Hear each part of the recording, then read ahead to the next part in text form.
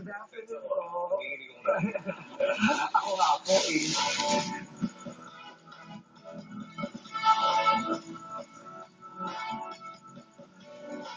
Muna ako malaki. Ako din. Parang pareho kami nasa-stress. First time ko na-stress. Gandang gabi po, President Floyd Aquino. Maraming salamat po sa pagkakataong ito. At bago po tayo magsimula at magtuloy-tuloy sa chikang ito, gusto ko munang sabihin sa pamilya ko, sa lahat ng mga fans ko, kung ano't ano man po ang mangyayari sa akin matapos ang interview nito, mahal ko po kayong lahat. Nagawa ko na naman po at nasabi ang lahat sa gusto ko makapagpasaya ng kapwa. Kung ano man po ang kahihinatnan nito, bahala na po ang Diyos sa akin. Kamusta po kayo, Mr. President? Okay naman. Kamusta po ang Pasko ninyo? Medyo normal. At least, much better than the past few years. Better than the Nasa ko na natin hinahandle gado ng Kapaskuhan ng Louis. Kahit pa paano gumaan-gaan naman na ngayong taon na to. Okay. Ang unang pinakaseryoso ko pong tanong sa inyo ay, makakalabas pa po ba ako ng matiwasay sa Malacanang? Pipilitin natin. Pipilitin. Ano mo bang gusto niyong itanong ko sa inyo? Kasi wala ako talagang maisip. Parang habang matagal ay pasikip po ng pasikip ng kulyar ng damit ko. Patanggalin ko ng sandali kasi hindi ko ako makahinga. Hindi ko alam kung bakit.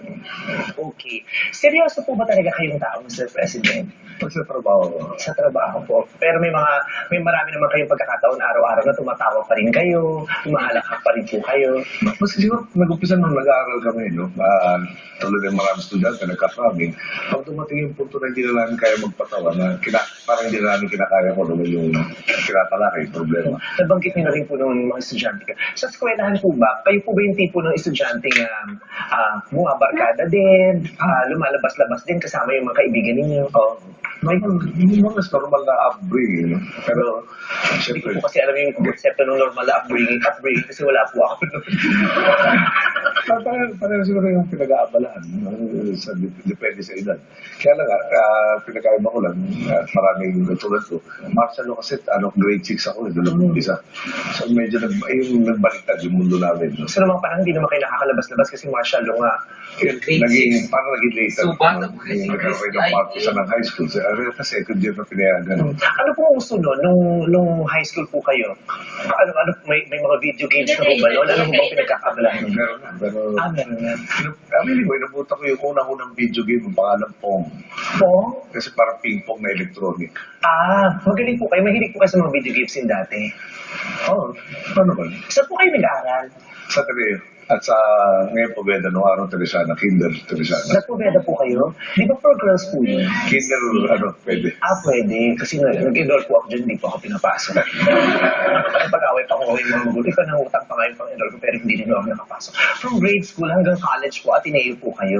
Kayo po pala talaga yung kauna-unahang talagang Blue Eagle na naging presidente ng Pilipinas. Pero matanong ko po, bakit po ba Blue Eagle ang tawag sa Ateneo? May blue po ba talaga na eagle? Kasi di ba ka-blue po, parot po doon? Dapat ito na ako, tatawagan ko yung presidente natin na yung mamaya. Matanong ko bakit nga. Ako na dagdagan pa yung trabaho ko dahil sa tanong ko. Hayaan nyo na ako na kung mag-research kung bakit Blue Eagle ang tinago. Naalala ko lang, nung dinala ko para mag-entrance exam, sa Nilala Center na doon yung Blue Eagle na pagkalaki lang ito. Sabi na namin ko, tinanong ko, ma'am, anong ginagawa natin dito? Marami ka makikilala kalaro dito. Ganun, maglalaro pala tayo dito. Ang laki-laki naman ang playground na Ateneo. Nung pala labing-anim na taon pala ako doon. Para mabibilang yung oras ng laro. Mula grade school hanggang college, hindi na kayo lumipat. Okay. Kasi po yung mga Atenista, di ba maganda sila mag-pronounce, maganda sila mag-Ingles.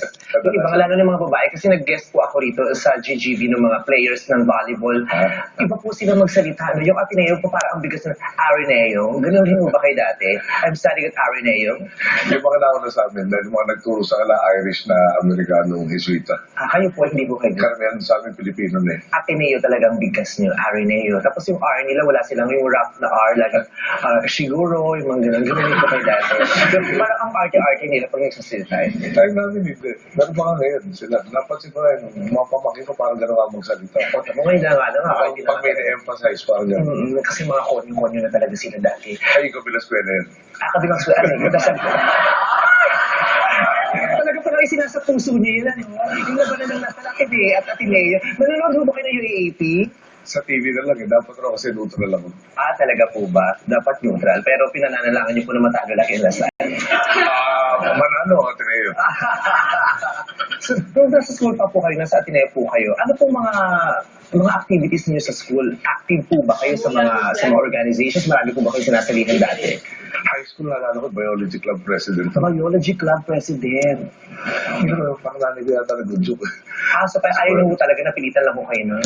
Pero okay na po sa akin, interesting. Yung mga sa magaling yung si Father Perez na nagtuturo sa amin yun. Kasi po di pa meron tayo yung yearbook pag-graduate tayo. Tapos nakalagay po doon yung mga activities, kung saan ka masyadong, kung saan kayo mga sumali bago ka graduate. Ta-check po namin yung yearbook na dati. Wala po, ito po. Ayan. At wala po masyadong nakalagay na activities. Pero gwapo po kayo dyan sa picture na po yan. At makapal pa po ang buhok niyo dyan. Nauna pa po kayo pala kay Justin Bieber na magaling-galing hairstyle. Kaya kayo po pala ang pinag-ibig ni Mr. Justin Bieber. Grade school to grade 7 picture yan. May grade 7 na pala talaga dati. Kaya, wala na, parang in-exempt na ako sa activities dahil yung activity day Wednesday, doon kami dumadalo sa daddy. Pero ang gwapo niyo po dyan. Noong araw ngayon, may nangyari. Ay, gwapo na rin naman po kayo ngayon. Siyempre po, nasa palasyo po tayo. Hindi, kayo po ang pinakagwapong naging Pangulo ng Pilipinas para po sa akin. Salamat. Kasi siyempre, term niyo po ngayon. Okay, yun nga po na pag-usapan po natin. Ang kapal pa po ng buhok niyo po. Ano po nangyari talaga, sir? Sa buhok, talaga yun, lumabas na yung jeans to sa parte ng pamilya namin. Sa kuha ko, may tiyo ko medyo Talaga po. manipis ang buhok.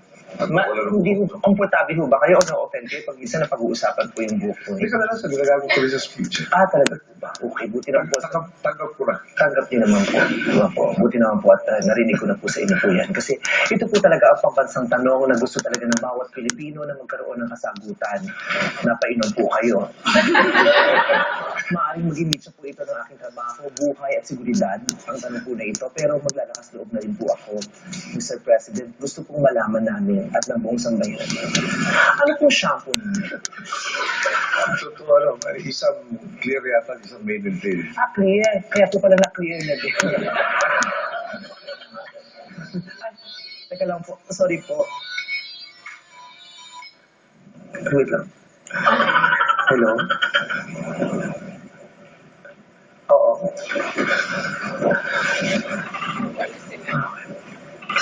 May tumawag po kasi sa akin.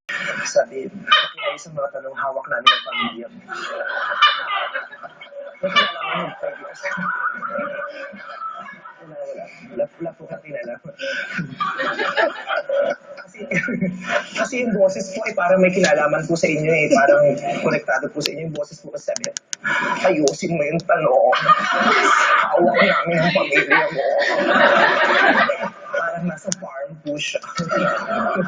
Kung sakasakaling gusto niyo pong mag-enjoy at gusto niyo mag-drive kasama po ako, sino po ako dati? Ako na tanong po ba, gugustuhin mo makasama po ako sa loob? Basta mabigat ang problema mo, hanapin kita. Para ipasa mo sa akin yung mga problema ngayon. Parte na yan. Sana po siguro tayo pupunta kung maglo-long drive po tayo. Hindi. Sa tuwid na daan.